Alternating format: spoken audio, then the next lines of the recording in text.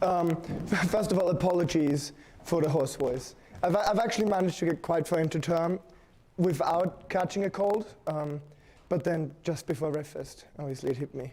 But yeah, I hope everyone can hear me okay.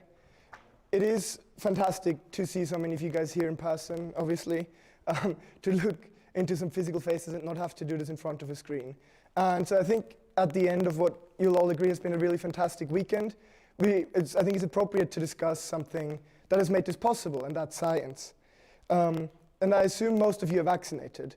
And that is actually quite a remarkable thing, because it was only a year after COVID was first discovered in China. So by late 2020, we had several effective vaccines approved and relatively widely available, at least in the West. And usually, developing a vaccine takes closer to 10 years. So that we are able to meet here today and discuss these questions, and discuss many questions that we have over the weekend, is a remarkable achievement. And this is something we have to recognize. We're not the only ones, though, who have recognized this.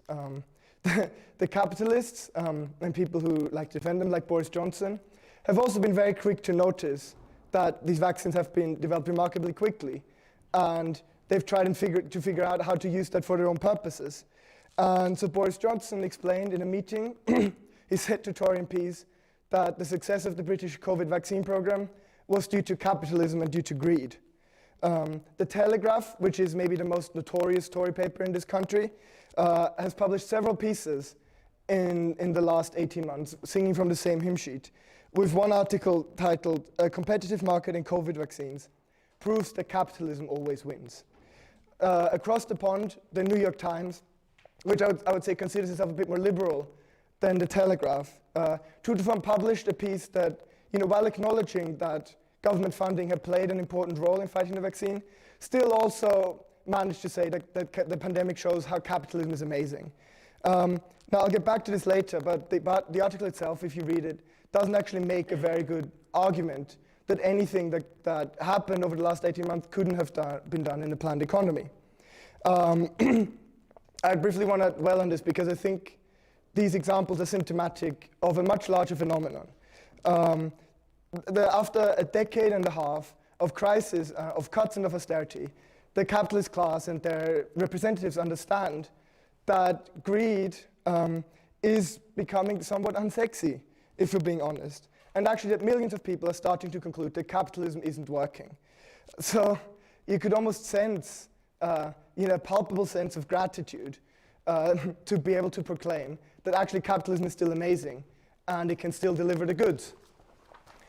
With that being said, though, the story that capitalism is the best possible system for solving scientific problems and for fostering innovation is not a new one. I would say it's probably almost as old as capitalism itself. So what we're usually told is that because there's competition in the market, which, by the way, as we've heard in other talks, is no longer a given. So in order to maximize your profits, if you're a capitalist, you have to try and lower the cost of production by increasing productivity. And this is supposed to be this fantastic incentive to innovate, to fund new research, and to use it to make life easier for everyone, hopefully. And I think this is quite a nice story. I suppose most people here would disagree with it. There is a kernel of truth to it, which is that historically, and I would say Marx has really been the first to explain this, competition and the profit motive did lead to the expansion of the productive forces. And in fact, Marx has been the first to explain why that happened. It's Marx and Engels in the Communist Manifesto who explained how capitalism was able to accomplish wonders far surpassing Egyptian pyramids, Roman aqueducts, and Gothic cathedrals. In its heyday, capitalism gave us the ideas of empiricism and rationalism. It gave us Newtonian mechanics and the steam engine. It gave us electromagnetism, and it gave us the telegraph. I'm talking here about the technology, not the newspaper. So to put it very briefly, it gave us a scientific and a materialist understanding of the world, and it used this understanding to completely transform the world. I think Boris Johnson and the Telegraph would agree with what I've just said. But this is where we have to really part ways with them. Because as Marxists, we understand that things turn into their opposites. And capitalism from a factor which contributed to the development of science, which sparked this marvelous scientific revolution, has changed into an enormous fetter on science. It's created a world where scientific results become increasingly irreproducible, where fundamental science is starved of resources, and where it is often idealist in its interpretations. And where research crucial to the maintenance of our high standard of living, at least compared to our ancestors, and indeed to our very survival as a species, is simply no longer being done. And the occasional breakthroughs, like the COVID vaccines, for example, really doesn't disprove this at all. I would say it validates it. Because despite what Boris Johnson might think, capitalism and the free market didn't give us the COVID vaccines. So the first thing we have to point out is that most of the scientific breakthroughs behind mRNA technology, which underlies the most successful vaccines from Pfizer and Moderna, these scientific breakthroughs were found at publicly funded universities. And I also discovered quite an interesting sort of explainer from the Wellcome Trust, which is, I think, one of the biggest non-governmental funders of scientific research, which I think was supposed to give people confidence in the fact that, despite the fact that it usually takes 10 years to develop a vaccine, we actually were able to do this in one, and it explained how this was possible. And so to quote, this report explains that, to succeed, new collaborative approaches to science and global manufacturing and distribution have been created. To me, I don't know about you guys, this doesn't sound particularly capitalistic. And if you read on, this has meant in practice two important things. It has first meant pouring money into accelerating the testing process, which can take a very long time. And it has meant funding the expansion of manufacturing capacity, or even funding the production of vaccines before they were even properly approved. So in the case of testing, a lot of money to accelerate this has come directly from state coffers. In the United States, they called this Operation Warp Speed, a bit of, I think, Trumpian megalomania, perhaps. But Operation Warp Speed alone spent $13 billion in 2020 on greasing the wheels for COVID vaccines. And I think we should also dwell on this idea of, expanding manufacturing capacity or producing COVID vaccines before they were officially approved. Because if you think about it, in a free market, this isn't something that you would do if you were a profit-maximizing capitalist, because it's actually extremely risky for you. Imagine if the vaccine doesn't get approved, if it doesn't work or for any other reason doesn't get approved. All of a sudden, you sat on millions of vaccine doses that you spent a lot of money on, but that you can't actually sell. So what do we do if, as a state, we've decided it's actually really important to get people vaccinated so we can get the economy going again, but the free market won't let us do this? In the end, what happened in this case was what's referred to as advanced purchasing agreements, which essentially consisted in governments of wealthy Western countries, like in the European Union, agreeing to finance part of the production costs and of testing, not for any, not for the delivery of vaccine doses, but simply for the right to purchase them if they should prove safe and effective. Now, it would be good to be a vaccine capitalist in 2020, because this is a really sweet deal. The government takes on all the risk, and it agrees to buy a product if it ends up being shown to be effective. I think what all this demonstrates very briefly is that profit and the free market couldn't be relied on to give us COVID vaccines effectively and safely and quickly. And so the state stepped in. Now, you might ask, has greed played any role in this process? As Marxists, I think our intuition would probably say no, would be to say no. But I think to give credit to you, I can think of one thing it has done, which has ensured that the global vaccine supply that we've created has been concentrated mostly in the hands of wealthy Western nations, and thereby allowing COVID to ravage much of the poorer countries in the world, and potentially acting as a breeding ground for new variants.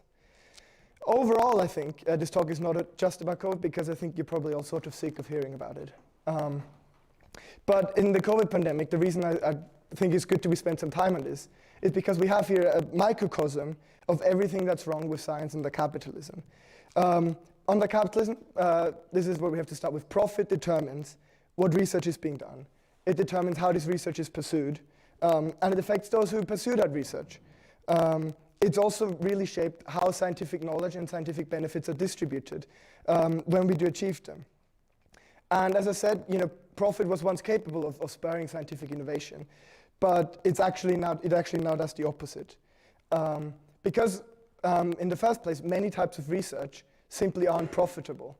The mRNA vaccines are a good example of this. But to switch a bit from viruses to bacteria, which we were maybe less concerned about in the past year, but which actually the World Health Organization has called the greatest threat to our health. Thank you. Bacteria have become, due to evolution, increasingly resistant to the antibiotics we have. And because of the profit motive, antibiotics aren't being researched anymore. Because it's not really profitable to spend a lot of time into researching something that you can sell someone, say, for a week until they're healthy again, when instead you could spend it on researching, like the 10th iteration of Viagra or things like these, which you can sell people for the rest of their lives. And the World Health Organization actually said that this risks to force us back to a time when people feared common infections and risked their lives for minor surgery. So incidentally, while pharma giants risk transporting us back to effectively a pre-World War I era of medicine, they are making a killing. And the 10 largest pharmaceutical companies are actually making as much profit as the rest of the Fortune 500 put together. And so the more farsighted capitalists, like in the case of the COVID pandemic, are aware of the shortcomings of the market and similar problems in many fields. So the state picks up some of the slack where markets fail, but always not with our interests in mind, but with the requirements of the capitalist class as a whole in mind. I'm giving a lot of examples from the pharmaceutical industry and medicine because I think it's sort of an interesting intersection between very fundamental research but also very direct applications. And we see this same relation playing itself out in the pharmaceutical industry. Drug development is risky and costly. It takes a long time to find a drug that works usually. And so it's mostly done again in government-funded laboratories, which is to say that we, the working class, through our taxes, are paying for the development of these drugs. Now, this is not to criticize that. I think it's quite good that we're developing drugs that mean we can live longer and better lives. But the problem is that once the difficult part of drug development is done, state usually licenses these drugs to private companies for production and distribution, and allows them to charge whatever they want for it. So there's a cancer drug which was developed by a state-funded lab in the United States, and it's sold for $20,000 for a yearly dose, which is 20 times its manufacturing cost. The state obtains a pathetic 0.5% in royalties on these sales, and often there's no royalties at all. So what we're seeing is a situation where the very people who, through their taxes, funded the development of these drugs are actually unable to afford them when the need actually arises. And in addition, even scientific research that's being carried out at state-funded labs and in public universities has increasingly come in the last couple of decades under the pressures of competition and the logic of the market.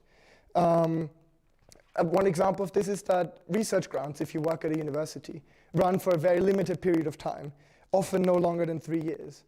But we have to be aware that the research on sort of some of the biggest discoveries in science actually can take decades. And short-term funding structures make scientists averse to taking these risks of not publishing very much or working on something that might go down a wrong path, and pursuing longer-term projects in general. And there are examples of scientists such as Fred Sanger, who won 2 Nobel Prizes actually in chemistry, both for groundbreaking developments in genetic research. And his collaborator gave an interview where he said Fred Sanger wouldn't be considered productive enough in today's world of science, because this man spent a decade not publishing scientific research, but at either end of that decade, he would publish something that essentially would revolutionize our understanding of the human genome. Another example is Peter Higgs, who some of you might have heard of, who predicted, at least within the standard model of physics, the mechanism by which particles are thought to acquire mass, decades before empirical evidence for it was actually found. And he voiced similar sentiments, saying in an interview with The Guardian that he would not be regarded as productive enough by today's universities and funding bodies. And he actually says, this man is not a Marxist, but he actually says that he doubts that similar breakthroughs could be achieved in today's academic culture. And I agree with that assessment entirely. The situation is even worse, for people who aren't yet famous scientists, but for so-called postdocs, who are young scientists who've just finished their PhDs and are embarking on a scientific career, or hoping to embark on a scientific career. These positions, like much else in the crisis of capitalism, like much else for young people, has become casualized. They're extremely time limited, they're extremely badly paid, and usually you have to move on to the next postdoc after only 1 or 2 years. And if you don't produce any noteworthy results in that extremely short period of time, that's it for your scientific career. So what we're seeing is that at all stages, the way for scientists to advance their careers has been increasingly tied to publishing in prestigious journals at a breakneck pace. And these journals are highly selective about what they're interested in publishing because they want to publish what allows them to make a profit. So for this reason, if you want to get your research into one of these famous journals, people might have heard of Nature Science, for example, you have to usually demonstrate in the positive a new eye-catching hypothesis. And if you want to be one of the great scientists, you have to ideally do it several times a year. And this leads to really perverse incentives, because many things which make for good science do not make for good headlines. For example, journals do not usually want to publish when a scientist replicates another scientist's results. I think maybe to all of you here, that the way your science is usually presented, there's this idea that this is the bedrock of scientific progress. If a scientist does something wrong in their experiment, the way we find out is because lots of other scientists will go and do the same research, and if they went wrong, someone will find out. But actually, because it won't help in advancing a scientific career, because journals won't publish it, replication isn't being done. And this is actually at a time when it's become more important than ever before. Because what we see when replication is in fact attempted is that a large proportion of scientific research is thrown into question. There was a biotech company which a couple of years ago tried to replicate the results of 53 so-called landmark cancer studies, but they only succeeded in 6 cases. Now this would worry me if I had cancer. And 50% of us are quite likely to get it at some point in our lives. So what we see here is something of a crisis in scientific quality, and I think it comes from the exact same reasons, that we don't replicate results anymore, which is because journals also don't like publishing negative results. That is to say, when someone has shown something to be not the case, or when a hypothesis was shown not to be true. But again, since not publishing means not being basically thrown onto the streets by the universities, scientists become incentivized. If they end up having what's actually a null result, they become incentivized to fudge the results, to exclude inconvenient data points, or to fit their models to the results, rather than honestly assess what the data is telling us. And there is this semi-deliberate fraud, but even beyond this, the immense pressure to publish just means that scientists will, if they don't do this, they will still cut corners, and they'll neglect to check the results and conclusions another time, when maybe they really should be doing that. We also have to add that conclusions could be drawn with greater certainty if you actually had larger data sets.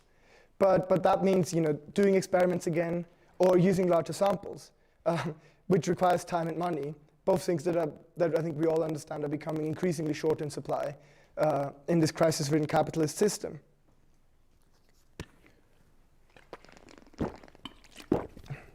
Gotta keep my throat lubricated. So I think a large part of the reason that pressures on scientists have been able to mount the way they have over the last couple of decades is that much more people go to university than used to be the case. And this, emphatically is not a bad thing. But what we see is that only 10 to 20% of PhD graduates actually end up with a tenured scientific position later in life. So what we're seeing is that we are massively overproducing scientists.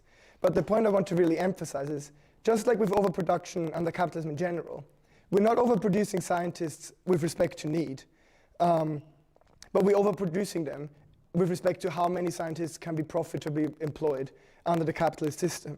Because I think we all understand there is a big need for science still. All the way from understanding the fundamental forces that hold the world together, which is not at all worked out yet, to, the pressing need to solve climate change. Many people go into science because they want to contribute to solving these questions. The only problem is that, and it really is a very small problem, we live in a system that won't let them do this because it cannot afford it. And the big problem here is that fundamental science is, as a very basic research, is really not profitable. At least not profitable on the timescales that the shareholders of big companies will care about. Because firstly, it is uncertain. If you're putting up hypotheses where you're trying to understand the world on a fundamental level, like inevitably that will fail sometimes.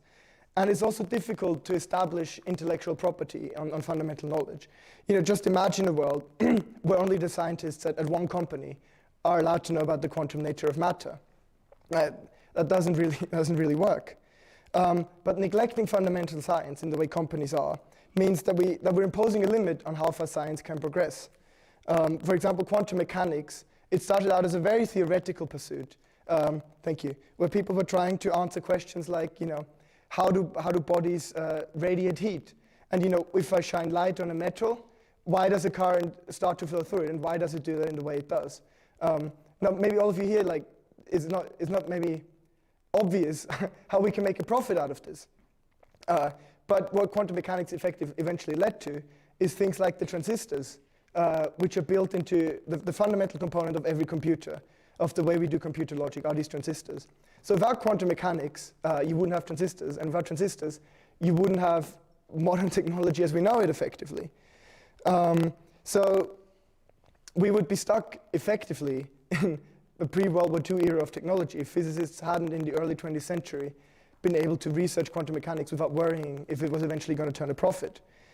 Now, all of these things, again, as I've said, capitalism has been able to develop science. So all of these problems, all these things didn't used to be problems to the same extent they're now when it was still able to develop the productive forces. But that isn't the period that we're in anymore. There have been talks about economics this weekend. And in these talks, people will have said that capitalism is going through a deep crisis, through an organic crisis, which is really the deepest in its history. And fundamentally, the reason, to put it very briefly, is that capitalists produce more than they can sell back to the workers who produce these things. But if you have a glut of products already, what's the point in investing in scientific research that'll allow you to produce more, because you'll just have more stuff you can't sell to people at the end. The crisis also means that the public sector purse is shrinking, and so university budgets are being cut. If you've spoken to maybe UCU members this weekend, you'll know that lecturers are under attack, their pensions, and also their wages, which haven't really risen in a decade and a half. Basic science is here seen as particularly expendable for the reasons that I've already outlined. So it's been hit especially strongly by these cuts. In the United States, in a 5-year period, in the 2010s, the last decade, funding for basic research fell from 40 billion to just 30 billion, which is a 25% cut effectively. And that's not taking inflation into account. So what capitalism is doing here, it's barring our way to breakthroughs of the kind of the quantum revolution. And I think it's actually preventing us from even conceptualizing what such breakthroughs might look like, which to my mind is an inexcusable stunting of the human mind and its ability to improve our common lot. Pardon.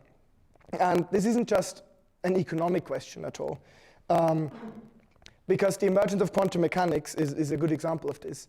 And in particular, it's a good example of what the historian of science, Thomas Kuhn, in his book, The Structure of Scientific Revolutions, referred to as a paradigm shift. If you were at Alan's talk yesterday, he mentioned Thomas Kuhn briefly too. So in Structure of Scientific Revolution, what Kuhn essentially explains is that science doesn't progress linearly, but it actually progresses in leaps and bounds, effectively in a dialectical and in a revolutionary way, where one paradigm, such as Newtonian mechanics, is eventually superseded by another paradigm when contradictions in it pile up. Because the way I think this is presented popularly, and this goes back to Karl Popper to a large extent, is that if there's an experiment which can't be explained by a scientific theory, then scientists will get rid of that theory and come up with another one. But that is actually not how science works. And I think it's quite reasonable that it doesn't work this way. Because usually, when you come up with you come across an experiment that doesn't agree with the theory. It's not that there was something wrong with the theory, but actually there's just a small change that's required that hadn't really been considered before, or a small application. But there are also periods in history, or periods in scientific history, when holes in a theory and things it can't explain really end up piling up, which shows you that there might be something that's more fundamentally wrong, and it has to be overthrown by a radical new theory. And eventually it is, of course. So there is this idea that science stands apart from society somehow. That it's this pure pursuit for truth that effectively can be successful regardless of what social conditions it is being carried out in. But paradigm shifts and things like the quantum revolution show that this is fundamentally untrue. Because scientists do not exist outside of society, and they are not these sort of almost Platonic beings who don't really care about the theories. In fact, they have a very vested interest in which theory wins out. In particular, successful scientists in the field often have a material interest in defending the old theories, because those are the theories that their entire careers are based on. And so this is something that's again made worse in the current crisis of capitalism, because social safety nets and academic positions are becoming more precarious. And so it can become quite a powerful mental incentive for you to maintain the theories that sort of your livelihood is based around. And these sort of mental incentives can actually become real material blocks on the progress of science. Because it is successful scientists which form something of a scientific establishment where they actually are able to control or influence much of sort of what I've discussed before. So for example, it'll be these scientists which will be asked to peer review articles. And so it's very easy to essentially prevent articles that disagree with what you think from being published. And they'll also sit on advisory committees, which allows them to determine which scientists get hired and which projects get funded. And so Kuhn explains in Structured Scientific Revolutions that actually scientific revolutions are usually led by outsiders or newcomers to a field, and that actually new theories often become adopted when the old generation physically dies away. Another thing we should add is that scientific revolutionaries, much like social revolutionaries, have often suffered for the ideas that they've defended. Just consider the way that Galileo Galilei was hounded by the Catholic Church for helping to demonstrate that the Earth is not, in fact, the center of the universe.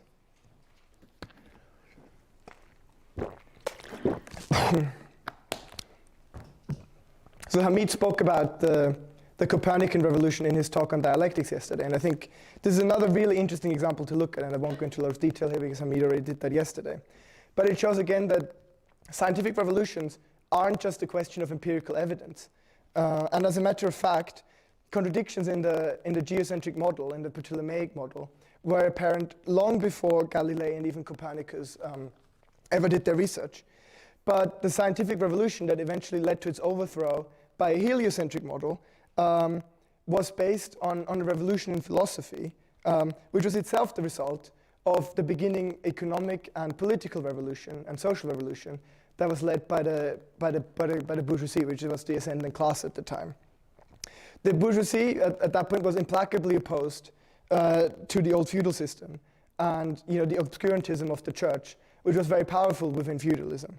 And they used rationalism and empiricism as battering rams against the power of the church. This was effectively a materialist approach to science, which stood against the idealism of the church, and it gave us science as we know it, or maybe as we think of it today, effectively a body of rigorous theories which is founded on a wealth of empirical evidence. But what we have to understand again is that this was when the bourgeoisie had a real interest in understanding the world and in moving it forward. But as I've already said, this is no longer the case. The bourgeoisie has long ago become reactionary. The capitalist system, which is their system, is at an impasse. And it isn't able to move society forward anymore. And the ideas of the bourgeoisie have degenerated with this. They no longer want to understand the world. They want to defend the world as it is today.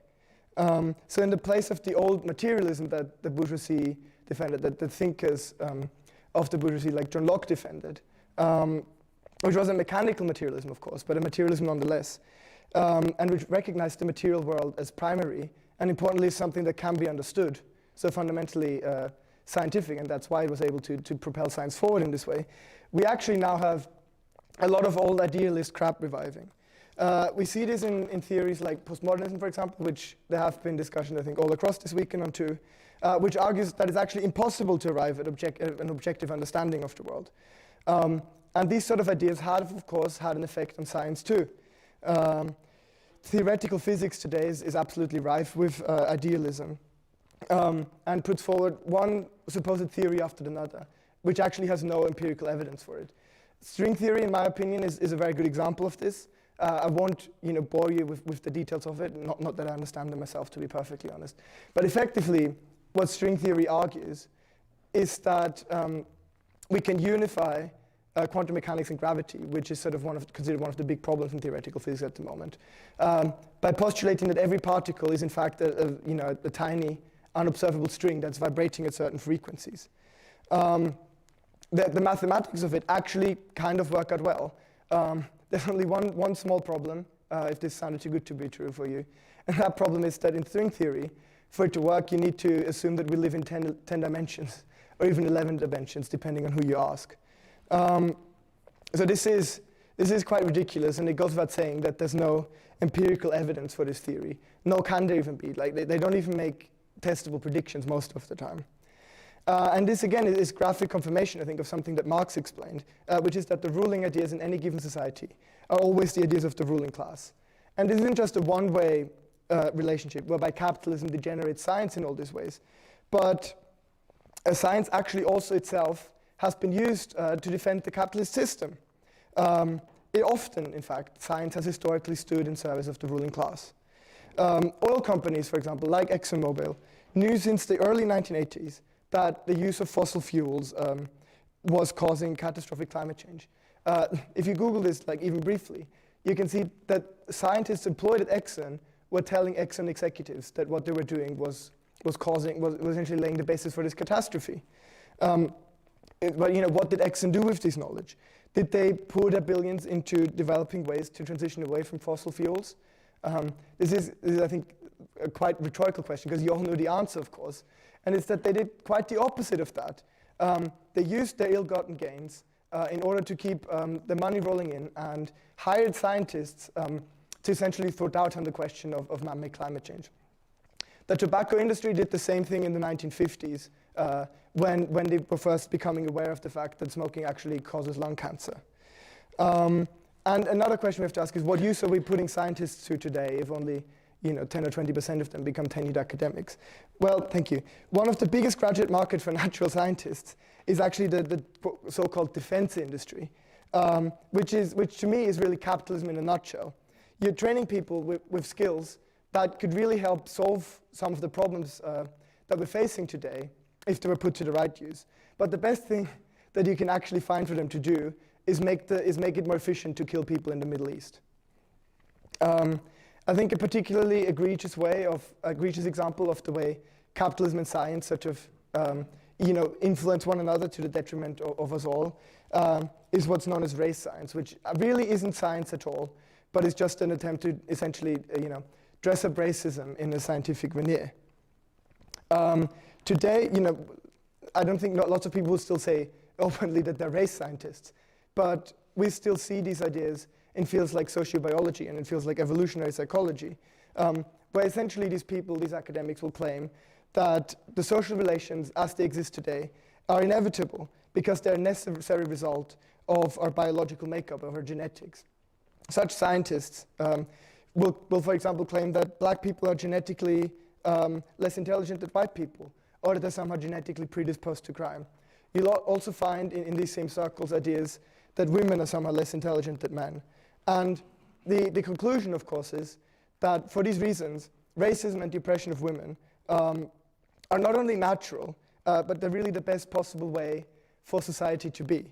Because you see, it is simply, sadly, the burden of white men to have to take care of those who are created less perfect than them, supposedly. Of course, there's no scientific basis for this at all. But that hasn't stopped people from trying to put these ideas into practice with things like eugenics, for example. It's not even a century ago, I don't think this is talked about nearly enough, that the United States government, supposedly the beacon of freedom and liberty and what have you, sterilized forcibly thousands of addicts and disabled people, with the stated aim of preventing them from passing on their deficiencies to their children. Despite the fact that there's no scientific basis for these brutal and inhumane actions, that didn't prevent academics from defending them. Academics are widely considered serious and are taken seriously in their fields and in wider society. Because, of course, defending the status quo is actually a very good thing that you can be doing for your career. So what we see is that science isn't safe from capitalism. Its ability to create new knowledge isn't safe from capitalism, nor its ability to make sure that that knowledge is actually used to improve our lives and make life better rather than worse. And I think our task really is to free science from these shackles. So to now change tack slightly, if there's any skeptics in the audience, you might object. Well, Anthony, you've done a really good job of explaining to me how science is held back by capitalism. But can we really consider socialism a serious solution? Historically, haven't nations which called themselves socialist only ever experienced stagnation, both on the economic and intellectual plane? The honest answer that I have to give to that is that's not really the case. Of course, we understand the countries which have had planned economies in the past, or which still have them, such as the Soviet Union or Cuba, or the Eastern Bloc. They have had and they have their fair share of problems, and are far from ideal socialist societies. Really, these are discussions of their own. I think there's one going on the Soviet Union right now, but of course you can't hear that because you're here instead. But basically, to just summarize it very briefly, as Marxists, we explained that the Soviet Union went from really the most democratic state at its time after the revolution, when it was led by Lenin and Trotsky. It degenerated into Stalin's bureaucratic dictatorship, effectively as a result of its isolation and its economic backwardness, which did not allow the Soviets to raise living standards or provide the abundance or the reduction of the working hours that was necessary for workers to be involved with democratically planning the economy. And so it was this model, which really Marxists would say, as I said, is a degeneration of our ideas, which was then transported to Eastern Europe and to Cuba. And most importantly, something that these countries didn't have was real workers' democracy and democratic planning, workers' involvement in planning. Adam, of course, explained in his talk yesterday that that's essential for actually planning an economy. But despite this, the nationalized means of production and the planned economy, such as they were, of course, held back by bureaucracy, remain a gigantic achievement of these revolutions. And by looking at countries which have had planned economies, we can sort of get a glimpse of what that might like if we can have a socialist revolution. One notable example that I always come back to is early Soviet research into nuclear fusion, where nuclear fusion essentially, I think, could solve the problems of energy that we have. It's renewable, it just requires hydrogen. And unlike nuclear fission, it doesn't lead to dangerous waste products, and there's no danger of nuclear melters and some such. And the Soviets were pioneers in this research.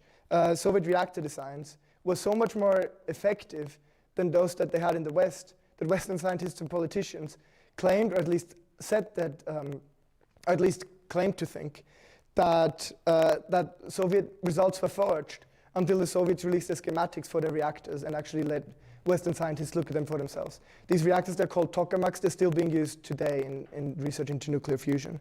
Now, for interest of time, I'll not mention or go into countless other contributions by Soviet scientists in mathematics and physics, chemistry, and all these fields. But really what we're speaking about, we have to be very clear, is a nation which, from a state which is probably more backwards than any country in the world today, where 3/4 of the population were illiterate, went in half a century to putting a man in space. I think the only way to explain this, and challenge him to come up with a different explanation, is the planned economy, which allowed the government to direct funding into research and freed it from all these shackles that I talked about. If we want to look closer to the present, Cuba has a trailblazing biotech sector. They have massive state investment, a planned economy where the companies aren't held back by competition. And so they've been able to pioneer vaccines, for example, against meningitis and even against lung cancer. Like since 2011, the Cuban population can obtain a vaccine for lung cancer. Sorry. Of course, you might have heard this. Cuba has also developed vaccines against COVID. They've not been able to receive the ones that we've all been getting due to the international blockade, but they've got several vaccines of their own with over 90% effectiveness, in which now I think the entire Cuban population has been vaccinated with. Now I also want to touch quite briefly on Cuba's healthcare system, because from, oh wow, okay, I better hurry up. From primary care to high-tech vaccines, really, everything in Cuba is in medicine is freely available to the population. And this means that actually people in Cuba live as long as they do in the United States, with a much smaller GDP. And actually, despite the fact that nominally the healthcare system in the United States is privatized, the United States government spends 15 times as much per person on healthcare than the Cuban government does, and for effectively, an outcome where people live the same amount of time. And one might argue for better outcomes in Cuba because no one's in medical debt in Cuba. Cuba, without the profit motive of intellectual properties, was also the first country which eradicated mother-to-child transmission of HIV. And this is all, again, to reiterate, on a poor island nation, which doesn't have a really democratically planned economy, and which is also subject to a brutal embargo, and has been for the last half century, led by the world's most powerful imperialist nation, just 90 miles from its shore. And this, I think, the way benefits of scientific progress are distributed under capitalism really pales in comparison to this. Because under capitalism, the sanity of this system means that we have to grant companies intellectual property on research outcomes if we want to encourage them to do research at all. Because if there were no intellectual property, private companies wouldn't do any research because they couldn't find any way of deriving a profit from it. But the price for encouraging them to do so is that the results are then made inaccessible to the vast majority of humankind. Because again, in medicine, intellectual property laws grant companies effectively a monopoly over a drug for a certain period of time, a couple of decades usually. And this means that they can charge whatever they want, whatever will maximize their profit, not whatever will help the most people. So to give an example, there's this drug called Truvada, which is used in the treatment of HIV/AIDS. And it costs $60 to make for a yearly dose. But it's sold for $20,000. Research has actually shown that if you take it daily in small doses, Truvada can completely prevent the transmission of AIDS. So if we were to distribute it to all at-risk populations, we could end AIDS within a generation. This is something I want to emphasize that's entirely possible, more than possible, in terms of the resources that we have. Only the price which the company that manufactures Truvada chooses to charge prevents us from doing this effectively. So what we see, profit, it doesn't only disincentivize research into socially necessary but unprofitable things, nor does it only break on further innovation.